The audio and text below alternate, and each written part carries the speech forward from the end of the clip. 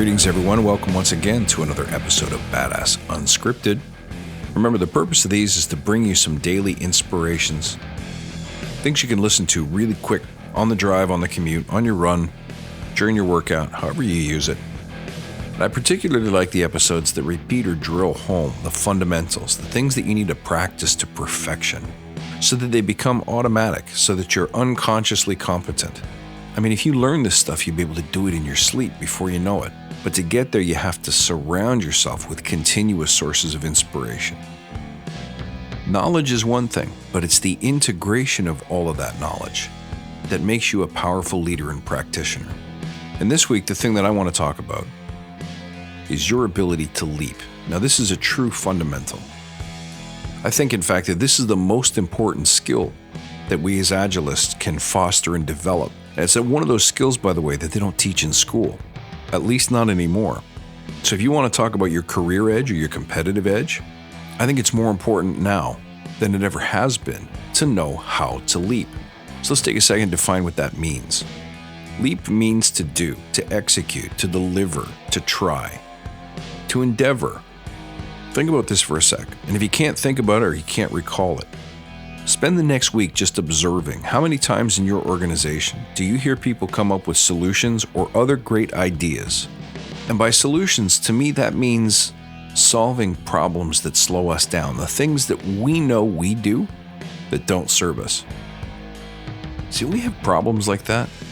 Or even, I truly believe, even customer problems that seem like they're hard to solve. All that's required is that instantaneous decision to do differently, to try something new, to move in a different direction. You can make a decision like that very, very quickly. And if you really try, if you think about do or die situations in your own, for example, personal life, you as a human being are capable of acting upon that decision also instantaneously. And yet, how often do we not do it? If you want the answer, just observe, as I suggest. Spend the next week watching teams, either your own teams or client teams or your various colleagues or people that you encounter in meetings, and watch how many times they know they need to do differently. And then they craft a 60, 90, 100-day, or even a one-year plan to implementing a solution. See, we spent a lot of time on this podcast talking about why that happens. So by now, you should know that that's a product of fear. It's an unwillingness to leap, to jump, to simply go and try. So even though I've mentioned it many, many times, I'm willing to bet that now more than ever, we need to hear this. Let's go through it again. You will never, ever, ever be ready. In fact, you are as ready as you're ever going to be right about now. That means more planning won't make you better. More thinking won't make you safer. More sign-offs, more approval, you don't need those things. All those things do is slow you down. Here's a golden rule for you. He or she whom goes first wins.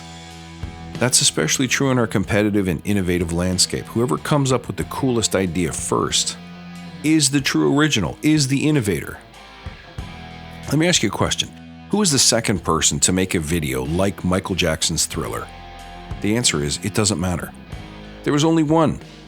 You don't know the answer to that question, because even if there was an answer to that question, you don't remember who that person was, because the only one you remember is the one that came first, Michael Jackson's Thriller.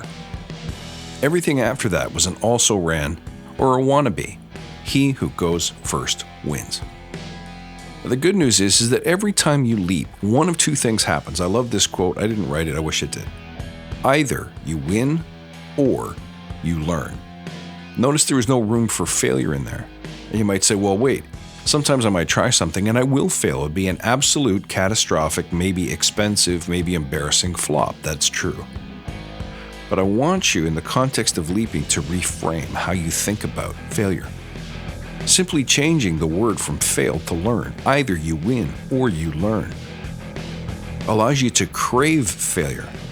Not just to welcome it and be okay with it, but to crave it, because it's your opportunity to learn what will work when the thing that you just tried obviously didn't. Once you look at it that way, you start to realize that there's only one way to do things, and that's to leap, to go now. to make zero excuses about how you need more time, more thinking, more planning, more signatures, more approval. What you need is experience. And one of two things will happen. Either you'll create the next Michael Jackson's Thriller and you'll be a market leader. You'll be remembered. You'll be an innovator. Or you'll learn something about how to do it better. But it's only through the consistent practice of leaping, exactly in those moments when it feels like you shouldn't, when it feels uncomfortable, that you will become an innovator.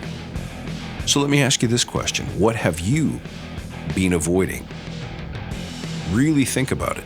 Are there areas where you've been planning to plan or thinking to think, or sending things up the chain for signature so they can come back down the chain to hopefully get started? Take a good long look at everything you're working on and find opportunities to accelerate value by not avoiding and waiting, but by leaping. Where can you leap this week? Write it down not only for yourself, but for the benefit of all the listeners in this tribe. Send me your answers, send me your questions, send me your problems, send me your experiences. You can reach out at badassagile.com. You can find me on Twitter at badass_agile or on Instagram at badassagile. Guys, thank you for being true believers. I'm so grateful for each and every one of you, and I will see you next time.